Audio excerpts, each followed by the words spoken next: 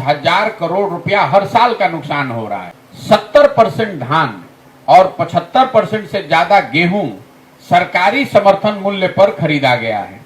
बिहार में पिछले 10 वर्ष में सिर्फ 13% धान और 1% गेहूं ही सरकारी समर्थन मूल्य पर खरीदा गया है।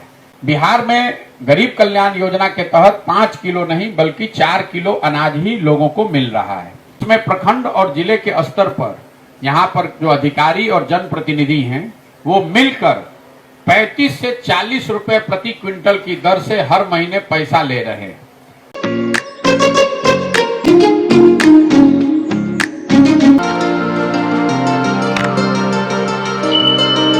नमस्कार, मैं हूं अखिलेश और आप देख रहे हैं खबर दिन भर इन न्यूज यानी कि KDVIN KDV। विगत 1 वर्षों से लगातार प्रशांत किशोर पदयात्रा के तहत बिहार के प्रत्येक जिला में जाके भ्रमण कर रहे हैं, लोगों से मिल रहे हैं एवं लोगों की समस्या जान रहे हैं। समस्या में आम बात है कि बिहार में बदहाली बहुत ज़्यादा है।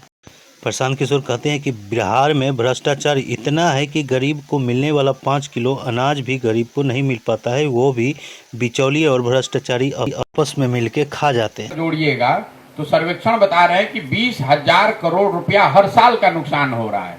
मैं आपको इसका एक और पहलू बता दूं। हम लोग यहाँ बैठ के कहते हैं पंजाब में किसान बहुत अच्छा पैसे वाला है, तो पंजाब में पिछले 10 वर्ष में 70% धान और 75% से ज्यादा गेहूं सरकारी समर्थन मूल्य पर खरीदा गया है।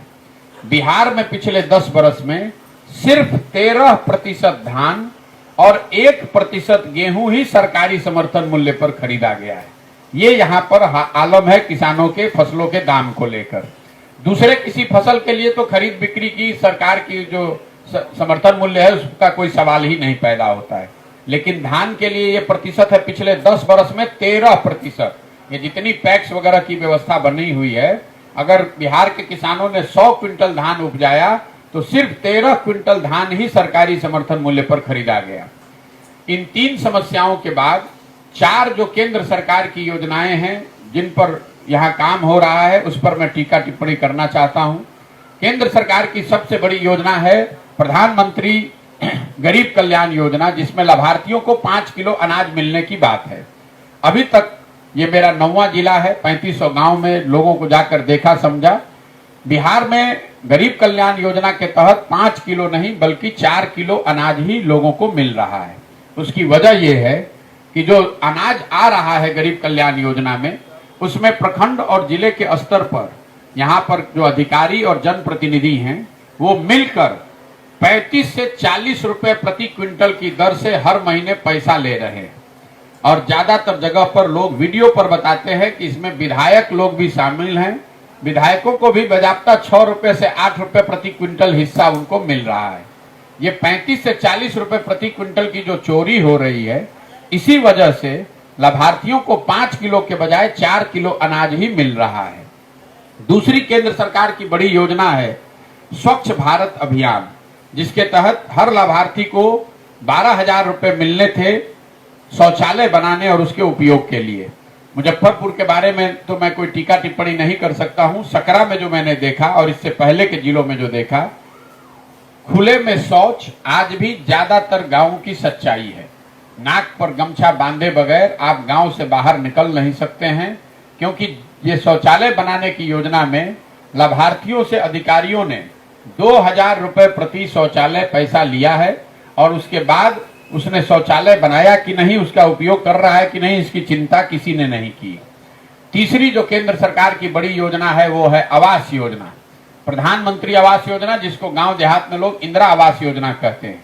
इस योजना के जो लाभार्थी हैं ज्यादातर गांव देहात में हम लोगों को इंदिरा आवास योजना के लाभार्थी ही मिले हैं, जिनको इस योजना के तहत 20,000, 30,000, 40,000 रुपया पहले के सालों में मिला है। अभी की जो योजना है प्रधानमंत्री आवास योजना, जिसमें लाभार्थियों को 1,40,000 रुपए मिलना है, लाभार्थियों को यहाँ ये पैसा लेने के लिए 20,000 से लेकर 40,000 रुपया तक घूस देना है। और इस पैसे में जनप्रतिनिधि और अधिकारी दोनों शामिल हैं। जहां पर जनप्रतिनिधि पैसा नहीं ले रहे हैं, कई पंचायत ऐसे भी मिले जहां मुखिया या जो लोकल जनप्रतिनिधि है वो पैसा नहीं ले रहा है। जहां पर जनप्रतिनिधि पैसा नहीं ले रहे हैं वहां पर भी लाभार्थियों को 20 से 25,000 रुपया अधिकारियों को तो देना ही देना है। इसकी पूरी व्यवस्था बनी हुई है। आपका अंदर प्रधानमंत्री आवास योजना के लिए नाम लिखा जाए उसके लिए 1000, फोटो खींचकर आगे भेजा जाए उसके लिए 2 से 2500 रुपया, और 3 किस्त में जैसे जैसे पैसा जारी होता है उसकी पूरी एक व्यवस्था बनी हुई है।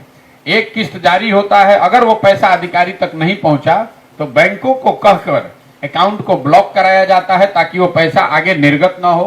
जो ये बात लोगों ने 50 सैकड़ों लोगों ने हमको कैमरे पर बताया है, अभी वो मैं आपसे साझा कर रहा हूं। चौथी केंद्र सरकार की बड़ी योजना है मनरेगा की। मैं जब चलना शुरू किया था तो मेरा अपना अनुमान था कि बिहार में जितनी गरीबी है, जितने भूमिहीन लोग मजदूर हैं, हमको बहुत ज्यादा मनरेगा का काम होता दिखेगा।